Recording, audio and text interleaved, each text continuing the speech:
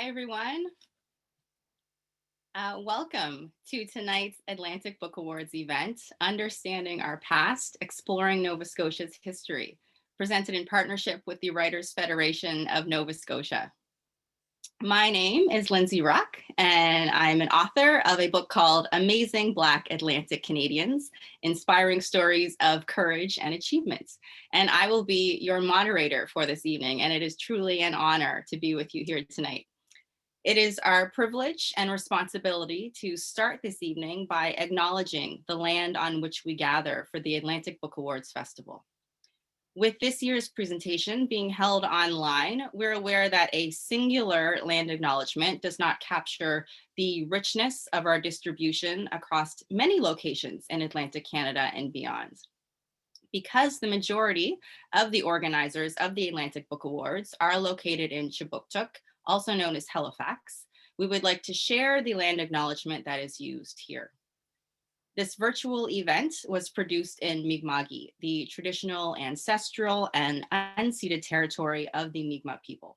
We recognize the peace and friendship treaties signed between the British Crown and the Mi'kmaq from 1760 to 1769.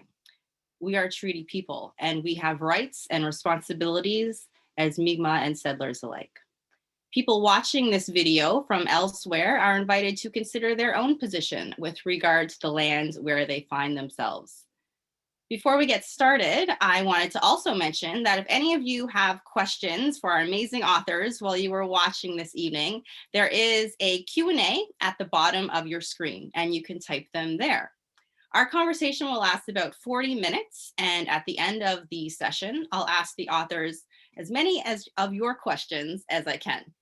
So before we get the conversation rolling, I'm going to introduce our three amazing authors and nominees. Shalan Joudry is a mother and narrative artist working in many mediums. She is a poet, playwright, podcast producer, oral storyteller, and actor, as well as cultural interpreter. Her first book of poetry, Generations Remerging, was published by Gaspereau Press in 2014, and her second book, Elabuldieg, was published by Pottersfield Press in 2019. Shalan has shared her poetry, oral storytelling, and drum singing with numerous stages, events, schools, and organizations for over 2 decades. Excuse me. Most recently, Shalan's poem, Gamekinu, was featured at Nocturne as an audio installation in the Halifax Public Gardens. Shalan lives in her home territory of Gespuik, Southwest Nova Scotia, with her family in their community of Ulsutkuk, Bear River First Nation.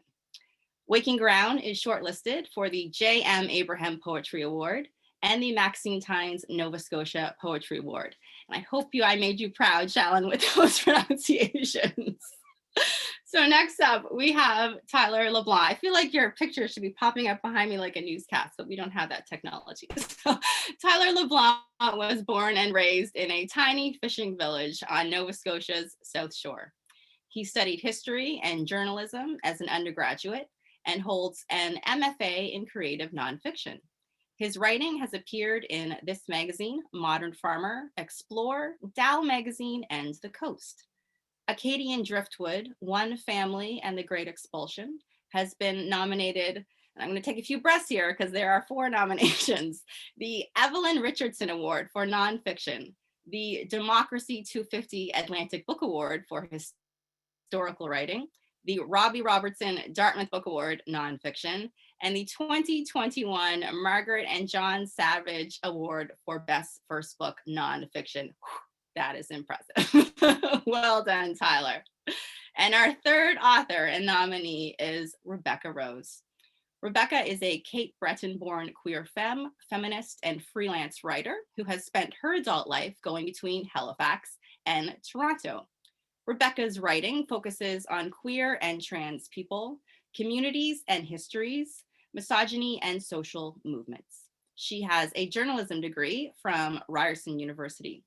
Rebecca's own queer activism has spanned the last decade, including involvement in Nova Scotia's 2S LGBTQIA+ advocacy group, and as a founding member of the Halifax Dyke and Trans March. Before the Parade, A History of Halifax's Gay, Lesbian, and Bisexual Communities, 1972 to 1984, is nominated for the Evelyn Richardson Nonfiction Award. And I will add that I've had the pleasure now of reading each of these books, and they are so wonderful. And all of these nominations are so, so well deserved. So, congratulations to each of you. And thank you so much for taking the time to join me this evening. So I'm going to get the ball rolling here. I'm going to start with you, Tyler. And whenever I start reading a book, I always wonder how they came to be. And it seems like a good way to kind of introduce these three wonderful books to all of those who are watching who maybe haven't had a chance to read these books just yet. So Tyler, you really take the reader on a journey at the beginning of your book, and you explain a major discovery in your own personal life that led to this book. So maybe you could kind of tell us who or what inspired this book and why you felt so compelled to put pen to paper and tell this story. I guess my own name, my own last name inspired the book because I didn't really know anything about it growing up. And so I kind of started on a little bit of a journey to figure out what was behind my last name. I wasn't really told much by my living family. And I met a man in Cape Breton. I was guiding a bike tour with him many years ago, and he asked me about it, and he knew more about it than I did. And that was a turning point when I decided, okay, I should probably know what's going on here. So I started doing some research, and when I was able to, put the pieces together, that was the moment that was in my introduction. That's almost half as long as the entire rest of the book. I had received an email from a genealogist who I'd contacted, kind of the master Acadian genealogist, and he kind of put all the pieces together and brought the family back to the expulsion. And that really was when I started to realize, well, okay, I can pursue this topic with a personal investment, which is what I needed to be able to take on a project of that length, because I had never written anything longer than maybe 8,000 words before the book. So once I realized that there was this connection and I could tackle it as a book project, I started questioning within myself why I didn't know anything about this part of the region's history, which all of a sudden I found myself have some distant link to. And so I thought writing the book would help me answer some own questions about myself, while also educating myself on this thing I didn't know enough about. And perhaps the product that came out of that may help some other people learn about this part of history that I don't think is talked about enough. Yeah, and the introduction, I mean, it's long, but it's as it should be, in my opinion. You talk about making sure the cheese is cold while other people are learning your history, basically. So you set it up so perfectly. So yeah, I thought it was fantastic. And Shalan, I'm going to ask you the same question. And I just have to say as well, I have each of your books here, and everything from the feel of this book and the look of it. I mean, the front cover, it's so organic and earthy, and it just ties together so perfectly and beautifully. So I'm wondering for you, what inspired this particular book of poetry? Well, I didn't actually write a book of poetry. I handed Gasbro Press all my recent poetry. I don't know if you really know the difference, but every time that I have a sensation of feeling like there's something that I want to create a poem. I do that from that essence, and then I put it in a file, and then there's another one, and then there's another one. And so it became a collection, but I actually didn't set out to write a book. So every single poem in there was birthed from a different moment, a different feeling.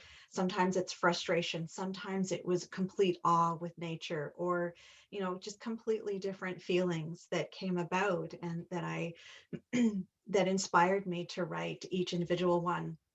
But I guess honestly, at some point I realized, okay, this is going to be my next collection, once you hit the halfway point or something like that. And then it helped me have more confidence in the next poems that were coming. So sometimes, if you, maybe the other writers are like this too, something comes up in you and you can hear some words, but then maybe you have a really busy day, you can't sit down and write, so you have to just like set it somewhere. And so once I got halfway through this collection, realized that it was amounting to something, then instead of just setting down an idea, oh no, actually this is coming, I have to write this, I have to make time for it. And you do have to actually very purposefully set out time to write. And so that's kind of how that book ended up being a book. Yes, I can certainly agree with setting aside the time and not always finding it and having these little inklings of something that might turn into something. So you write it down. It's every process is so different for each writer, and I love hearing about each individual process. And Rebecca, I'm going to ask the same question to you. I love the title of your book, Before the Parade. Thank you. And there's been so much care in how every person and every detail is presented in this book. And I think I read that this book kind of blossomed out of a smaller writing project. So maybe you could kind of tell us how your particular book came to be. Yeah, it blossomed out of two smaller writing projects. I mean, nothing I write is all that small. It's all pretty long. I've been called thorough a lot as a writer. But originally I was writing an article about Anne Fulton, who is a lesbian activist elder who passed away in 2015. And she was a founding member of the Gay Alliance for Equality, which was the first gay and lesbian and later bisexual advocacy group in the province, founded in 1972. And when she passed, it didn't receive a lot of attention from outside of her kind of close group. And so I wrote a profile of her as kind of a lesbian foremother for the coast. And that turned into Before the Parade, the article. And the title comes from Kyle Shaw and Jacob Boone at the coast. I can't take credit for it. And then that turned into the book. But really the book came from, I am a queer and trans activist, a 2S LGBTQIA+ activist. And I am privileged to be in relationship with folks who were activists in the 1970s and 80s and 90s, etc. And so I was receiving these stories over coffee and at events, and I wanted to make sure that they didn't just stay in my head or on my computer or in my archives, which is right beside me. And so that's where the book came from. I'd love to see that archives. I feel like there's so much to be writing about. And that's kind of a good setup for our next question to Tyler. You set up this great visual in your book about sitting by a fire during the winter months conducting research, and you have this incredible find and the excitement in that moment. And I think as writers, we can all kind of relate to that when you just have that moment of excitement. So I was cheering along with you when I read that part. And as you said, you only recently discovered this huge part of your heritage. And it sounds like you had to do a lot of digging to get the full story. And kudos to you for keeping at it, because it sounds like it wasn't easy all the time. So do you think that this part of kind of having to do so much work and not being able to find this information centers around a lack of literature and or teaching of different marginalized groups? I think in my case, definitely, and in multiple different ways. I mean, had I learned really anything about Acadian history in my, grade school education, maybe I would have recognized that I share a last name with 500,000 other Acadian people around the world, and connected the dots at that point. I would have maybe been more curious to pay attention to all the different Acadian places I'd been in Nova Scotia throughout my life growing up. And I think the lack of information about the topic I'm writing about is also directly relatable to why I had to go and discover this heritage. the suppression of the history came from the same reason why my great-grandfather, who would have been born a francophone in an Acadian village, decided to assimilate into the Anglo culture that I was raised in. You know, he became part of the dominant culture probably because it was easier for him, easier to find work, easier to get by, and he had that option, which not every marginalized group has. And so those two components that come from the same center contributed to why I had to dig around, and really the digging was finding where to dig. And once I knew where to go, the information was there because there's been so many amazing historians and genealogists and writers in the past who did all of that hard work for me. I just had to find what I was looking for. I think that's a good point, that sometimes the information might be there. It's just people aren't aware of it. So people have dedicated already hours and their lives to telling these stories, but they're not easily accessible to everyone. So I think that's a really good point to make. And then Rebecca, as kind of a piggyback onto that question, you use the hashtag "we won't be erased." And I truly believe in the power of the written word. And part of systemic racism, I think, is ignoring huge parts of our collective history, because it is our collective history. You know, it applies to everyone, and leaving marginalized groups out of history books, school curriculums, conversations about the past is all part of that social exclusion that has really become the norm. So I guess, do you feel like advancements have been made when it comes to telling these important stories and making them a part of everyday dialogue? And is the written word an important part of ensuring that these stories and this history is not erased? So I'll pass that on to you, Rebecca.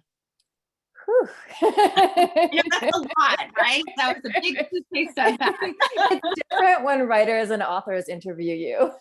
So first I'll say that "we won't be erased" is a hashtag that was popular in the States when Trump and that administration were trying to erase trans folks and define gender and sex as binary and immovable.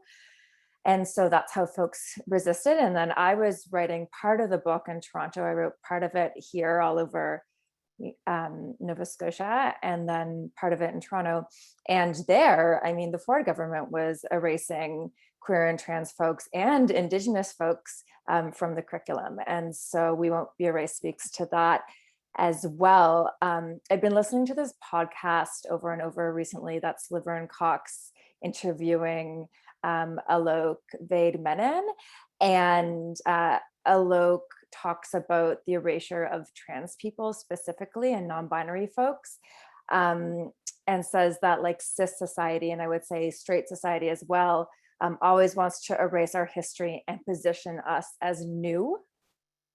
And position us as new so that, you know, if you're new, then like you should just be patient and wait a little bit for your rights, for justice, for liberation. You know, if this debate around policing and violent policing is new, then we should just wait and be patient for reforms, right?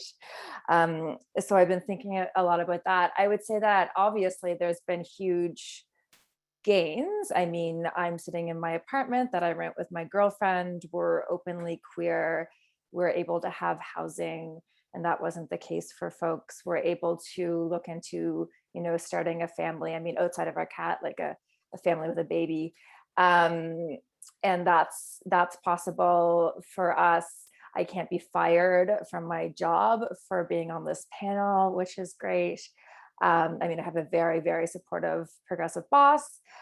So we've obviously made gains, but there's still so many echoes. So talking about trans folks, I mean, we didn't achieve human rights for trans folks in the, you know, provincially and federally until just like a few years back, right? And then another thing that we've been talking about is conversion therapy. And that's something that when the Gay Alliance for Equality was founded in 1972, that was one of the first things that they were fighting, was conversion therapy. And here we are debating it on a national level. And there's an MP from BC saying that maybe it's a good thing if it can discourage lesbian activity, whatever that is. So yeah, there's definite echoes, and it's important to have it in writing. I mean, my girlfriend and I were talking about this because we like to chat about this stuff because we're very cool. And we were talking about this and how, you know, it says something that every time someone tries to repress us, they go after our literature. So in the 70s, they were blocking books at the border headed to Halifax that were queer. The CBC wasn't allowing the Gay Alliance for Equality to have a public service alliance on air. And then, like, if you go back further to World War II in Germany, they burnt a bunch of books from, you know, the biggest queer, trans, intersex archives and library. Yeah.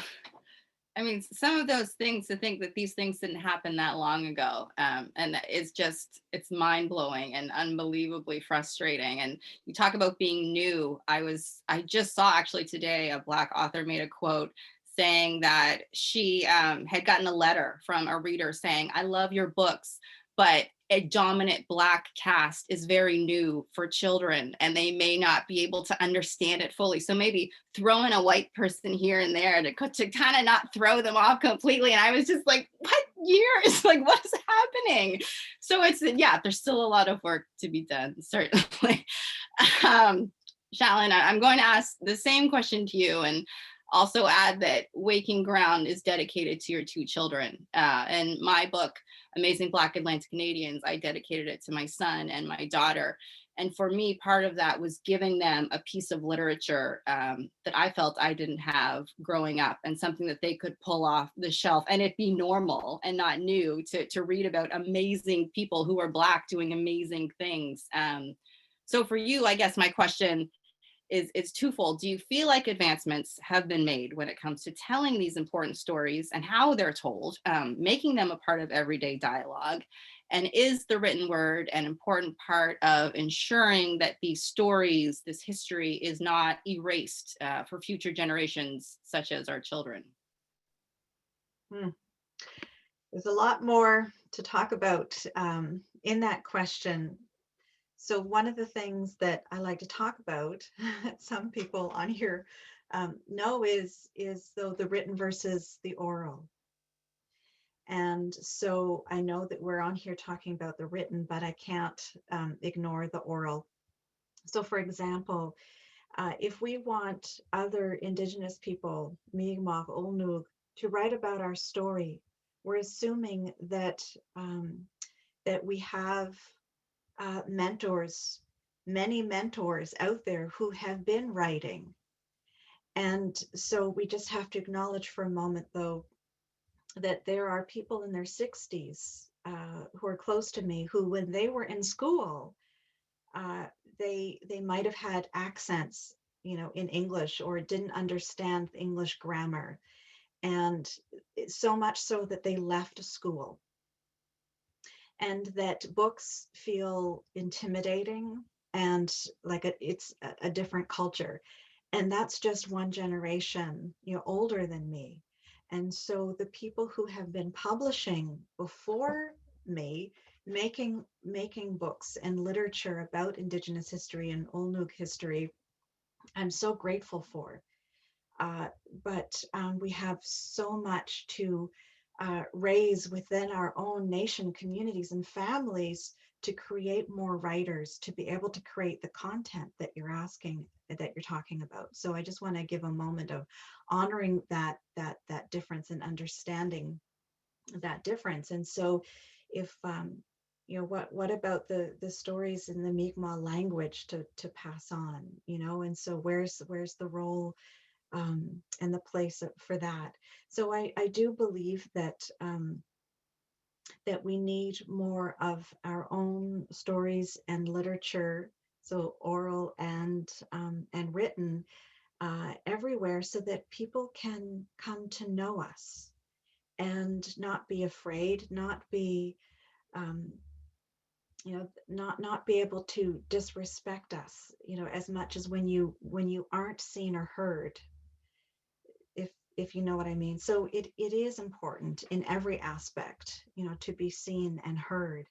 And I think we're all saying that. And I do think that there, slowly by slowly, that there's advancements, if that was part of your question, and there's just going to be more. And so the beautiful thing is that I hope that each of us have this dream, this vision for a beautiful, inclusive Canada.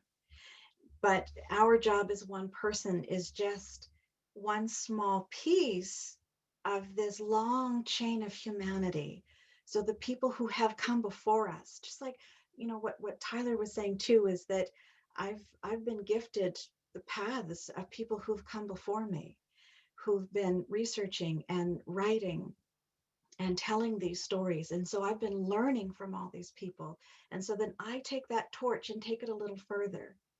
So I'm hoping that my daughters will be able to pick up, and other young Mi'kmaq of of the next generation, to take that torch and take it further. And so it's a really humbling and sad thing to think that I will never be able to see the Canada that I dream about, but my job is going to be this for this very short path, and if we all keep pushing more towards this beautiful vision, then that's our job. And so, like what you were saying, Lindsay, is that the hope is that I've created another book in Indigenous voice, in my voice, to show my daughters that they can be writers and storytellers and poets and artists of different kinds, and hopefully to show others that that this is a real path.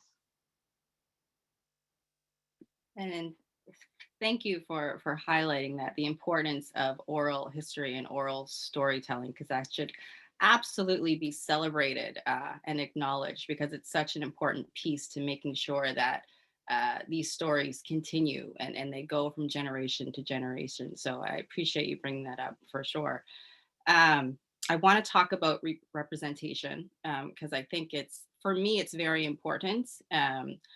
I recently read something by Black author Angie Thomas, and you might be familiar with Angie's book. It's called The Hate You Give. That's probably one of her most popular. And her tweet was about how she was with her friend, another Black author, and they met a little girl.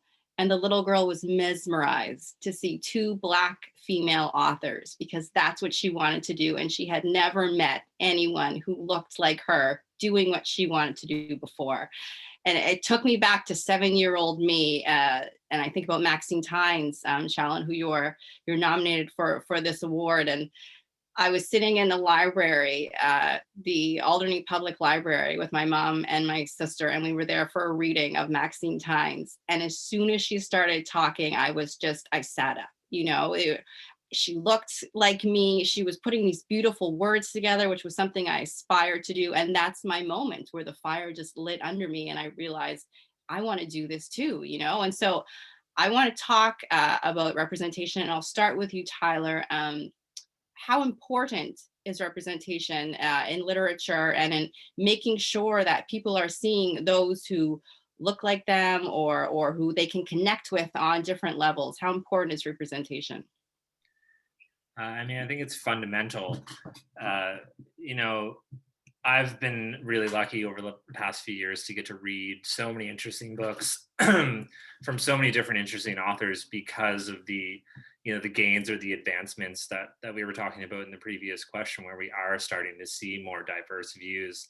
And people like me, I'm a cis white male, the voice, I've been represented in literature for a very long time. Too much. That's been the only voice. And getting to read other perspectives allows someone like me to actually, step into someone's shoes for a little while. That's what books are to me more than any other medium, is a chance to really, look through someone else's eyes, and getting an opportunity to do that through increased representation in literature, I think is a fundamental step for, everyone to gain some more compassion, some more understanding, and have the opportunity to see the world from someone else's perspective. Because it is different for everyone, and much different from mine for a lot of people. I'm gonna pass it to you, Rebecca, just to also get your thoughts on representation and the importance of representation in literature. Yeah, I think it's everything. I think about, I interviewed Tom Burns, who was a founding member of the Gay Alliance for Equality. And he said what a lot of folks said, which is that, you know, growing up in the 50s, 60s, I guess not quite 70s, would have been grown in the 70s, thinking that they were the only one like this, that they were the only one who was attracted to people of the same sex, quote unquote, whatever that means. And then, you know, through books, he realized that he wasn't sick.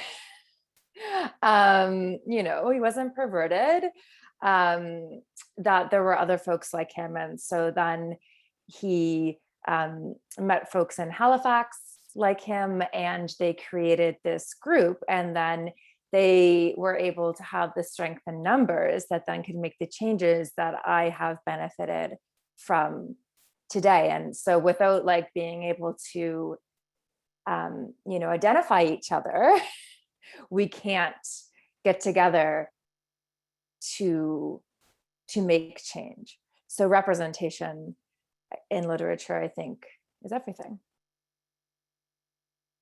And we're inching towards the question period, so I'm going to be a little more selective with my questions because I have so much I want to talk to you guys about.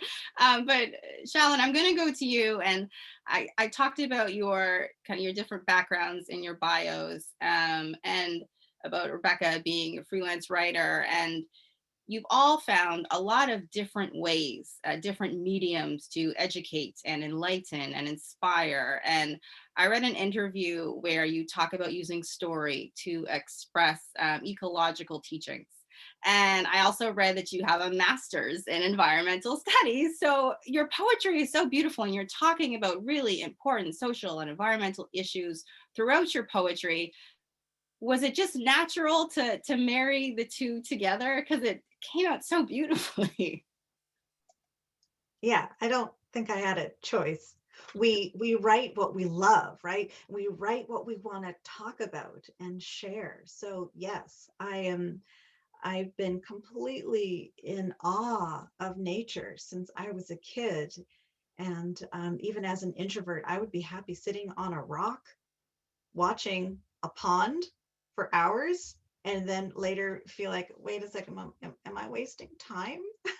But they became poetry and stories later in life, and research, you know, to understand, you know, this amazing complex ecosystem around us, and how do I want to be part of that landscape, and how do I want my children to be part of that landscape. And so I write sometimes because I've been inspired by this moment. Even writing a poem about the shape of a tree just astounds me, you know, just watching, looking at a tree that that was hit by lightning and looks like it should have died, and it's not.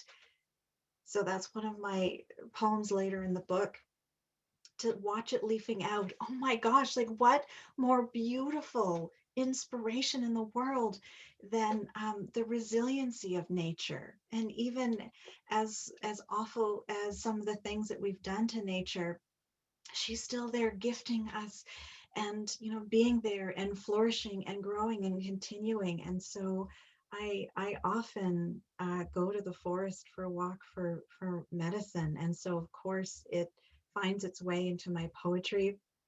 But also, as you said, my comment in another interview about oral storytelling is that if there's something that I would really like to share, to inspire other people, to point out for other people, that poetry is also that for me. It's also a mechanism of sharing something intellectual, but in an artistic form, to kind of get through to people in a different way. you do it so well. Like it's just, yeah, it blows my mind so beautifully. I'm gonna try to sneak in one or two more questions here. Uh, Tyler, I'm gonna go to you. And for me, writing about topics that are very personal, that have affected my family. I mean, in my books, one of them I talk about my father being turned away at a barber shop because he was Black and he was a young boy, or fighting in the schoolyard every day and being bullied because of the color of his skin. These are really tough topics for me to write about, and it's an emotional roller coaster as I'm writing these stories because they're so personal and I feel them so deeply. So I'm wondering for you, as you're going through your writing process, and you were really learning everything for the first time and hearing these stories, I'm wondering how that writing process went, and how it was for you writing about something so personal. The connection to the the characters who populate the chapters of the book, it was hard to form a personal connection with them as it was 265 years ago. But what came out of the research and the writing process was kind of a profound sadness for the event in general, and the community in general, and everything that's happened since. And so part of the process was me struggling with my connection to these people I was writing about, and the modern Acadian culture that exists, and where where did I stand, and so that created some personal turmoil that didn't come necessarily out of the direct connection to the stories I was learning about and writing about, but more so just kind of everything that got stirred up as I found myself get mixed up in this, and learning about this past in this event. And there's just so much death, and there's so much death in the book. So throughout some of the days were a struggle, but not in that same way that you describe, because it wasn't that close to me. But it was an interesting ride. I'm gonna give one more question to you, Rebecca, before I go to our Q&A, because I see we have some questions lined up there, and I think it's a good one to end on. What is your hope for your book? What is your hope for Before the Parade? I mean, short term, I would love to see Before the Parade in schools, to be honest, because I want young people, young 2S LGBTQIA plus folks, to know that they have a history. And going back to Alok and what they said on the Liver and Cox podcast, they said, my faith comes from the fact that I know what came before. So I talk about history, 40, 50 years ago, because that's kind of what I can handle as a human. It's not a long time when we're talking a few hundred years ago, or 13,000 years ago, which is how long like Mi'kmaq folks have been on this land. 40 to 50 years isn't very long at all, but that's kind of how much I can handle as a very emotional human. But yeah, I think that letting folks know that they do have a history. And I was just reading a book, Gay Berlin, talking about what Berlin was like before the Second World War. And there was quite a gay, lesbian, bi, trans scene in that city. So I think otherwise, just getting it into the hands of as many people as possible, so that, if there ever does come a day where folks are trying to erase us, that it's that much harder to do so. Absolutely. Yeah. Okay. I like I said, I have so many more questions to ask, but I'm going to go to the questions here because they're lining up. And the first one is for Tyler. So what role did your MFA at King's play in helping you get your book written and published? Not to sound too much like an advertisement, but it was very fundamental to the entire process. Not only were the mentors and the structure of the program and the peers really helpful to help me really streamline this project into what it became, because it started as a completely different thing. This I needed the motivation. I had worked for years as a freelance writer, sometimes a tour guide, kind of doing whatever I could, bouncing around. And I couldn't sit down and work on a project of this size. It took 4.5 years to come up with less than 200 pages without the program. So it was absolutely pivotal to the process. Okay, and then we have a question from Linda. Rebecca, how long has queer literature been around? Keep on going. I mean, I couldn't possibly tell you how long queer literature has been around. I can tell you that I've been listening to a podcast about Sappho from ancient Greek or Greece. And, people refer to her as the same lesbian, though that's not the language that they used back then. But she was the OG lesbian because she lived on the Isle of Lesbos, and she was one of the first people we know to write on papyrus about loving women. But I would say that someone like Robin Metcalf, who I talk about in the book, would be a better person to answer that question, because like I said, I'm really a recent history type of person. But I do also have a bookshelf behind me of some queer literature that, folks from that generation have gifted to me that I will keep and then pass on to someone else. And Linda also wants to know if you all have a social media presence. Any of you, I'm not sure if what you use or if there's a way to find you, not sounding creepy, but yeah, what is are you on social media? I'll let each of you, maybe we'll start with you, Shalan. Not yet. My daughters have to age a little bit before I can just make them my social media gurus. So right now it's just smoke signals. So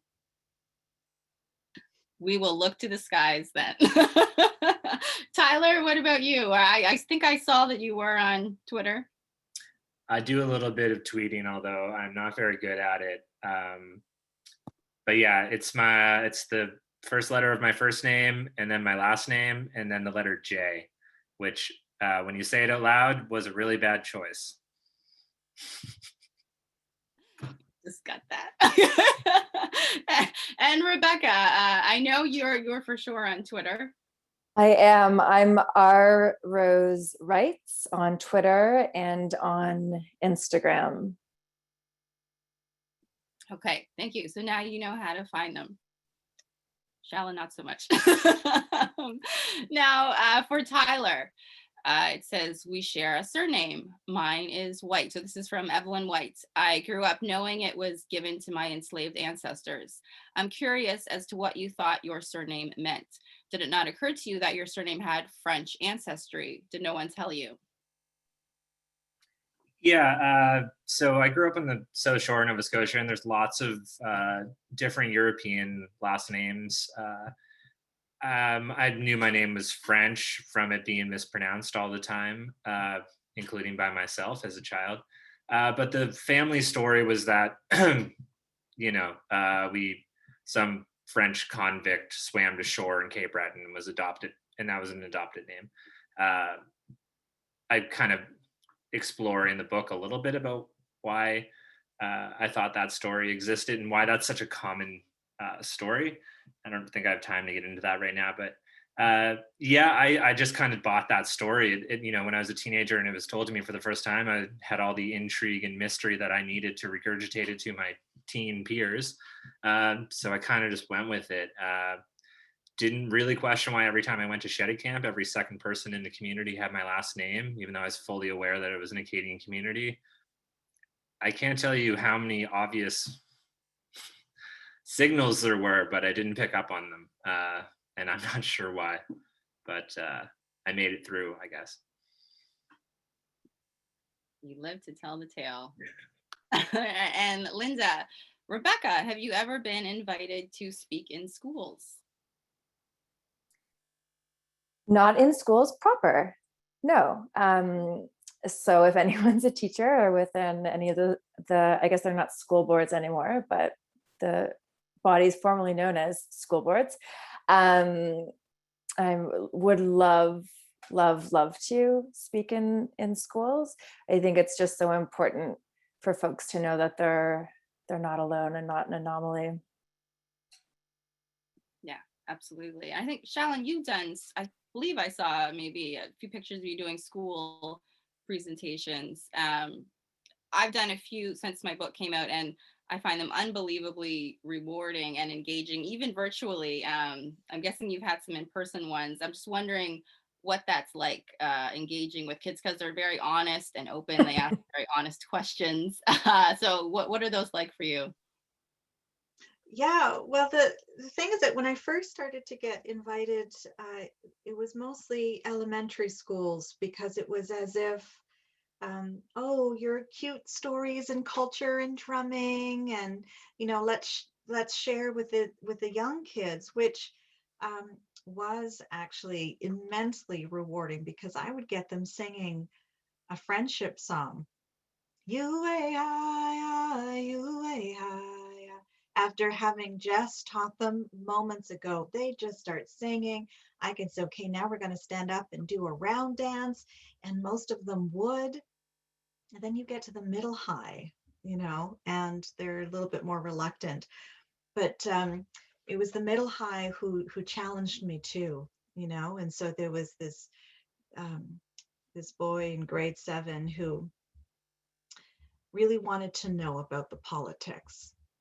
And the way that he worded it, I could tell that he had already been taught a negative version of Mi'kmaq rights and responsibilities in Mi'kmaqi.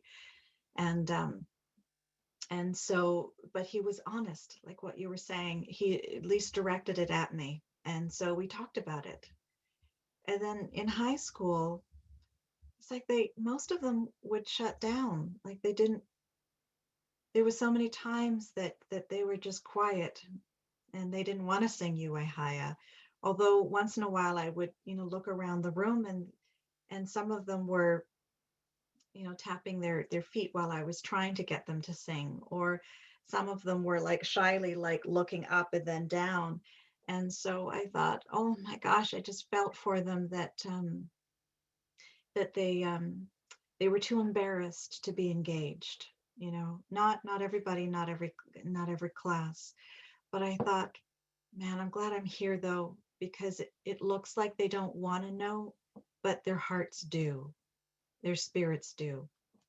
And yes, I hope that schools will be able to have lots of different kinds of teaching and stories and sharing, because oh, we need it. And I wish that when I was in school, I wish that there were guest speakers speaking about all of these things. Yeah. That's a good point. And you're right. I found the same thing. The younger grades were very open and honest and engaged, and you could tell with the older ones. And the thing about that, you make a good point. You never know what actually is sticking. So they may not be looking at you or fully paying attention, but there might be something that sticks there that they may take away with them. And I've received questions from, is Kobe Bryant in your book, to my own experiences with racism. So they range, there's such a range of questions. And some of them take me off guard because I'm not fully prepared for just how honest these questions will be. And oh, I was just about to ask a question, but I see we have a question here for Tyler from Mike. What has your book meant to your extended family? That's a great question. Yeah, it's hard to say. Everyone was proud of me for accomplishing this task. There has not really been a conversation, not much of a conversation about, what was discovered. They all really enjoyed the book. I can't say we sat down and talked about what it means, because, it doesn't really change the day to day.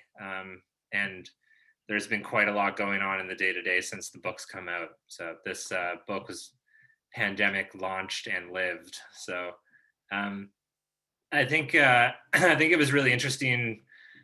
I'm the youngest member of my extended family, aside from 3 quite recent new additions. So for me to be the youngest person tackling this, family historian, storyteller role, I think was interesting. My grandfather, who was kind of the inspiration for the book, is kind of curious about his life. Initially, he passed before the book came out. I would have been curious to know what he thought of it, but yeah, it's not really been a huge point of conversation. Okay. And then we have a question for Rebecca. Do you have more projects on the go? What can we expect from you next? That's a good question for all of you.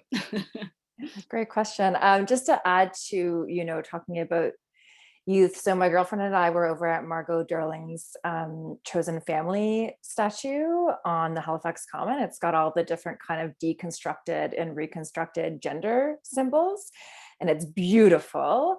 And this like preteen person came by and I was taking a picture of it, and I was trying to get Citadel Hill in the background, right? Because Citadel Hill is a historic spot for gay cruising.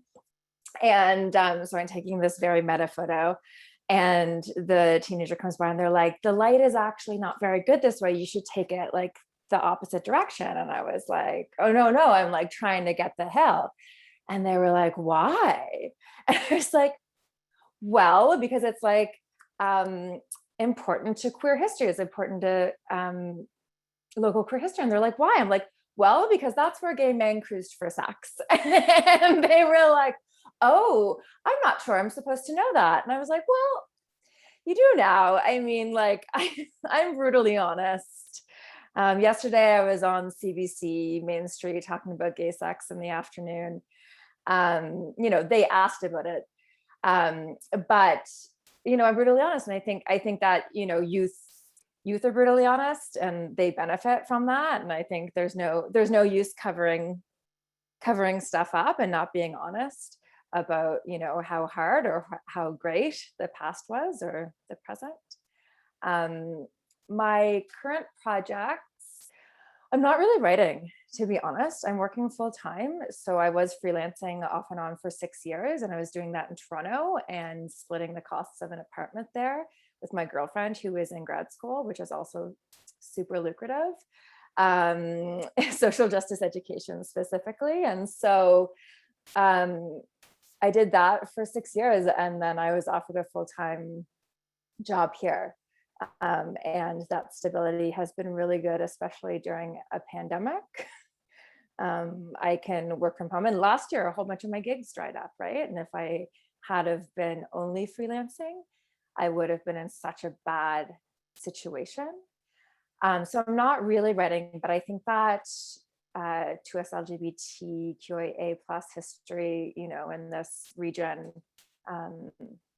will be my life's work, and people keep coming to me with those stories. A very quick story is after the book came out, someone contacted me on Twitter and said, I'm reading this with my uncle, and he's in tears because he's in the book and he never thought he'd be represented as a gay person in print in this way. And I said, who's your uncle? And she said, Tommy Miller, Sugar, the drag queen. And I said, that's impossible, to myself. Tommy Miller is dead. Like, a friend of his told me he was dead because a family member told him. And she said, no, he's very much alive. He's sitting right beside me. And I then got to talk to him, and he was sick and dying with cancer. And so I got to interview Tommy, who was one of the first drag queens in the city before he passed. So still continuing to have those conversations and develop those relationships.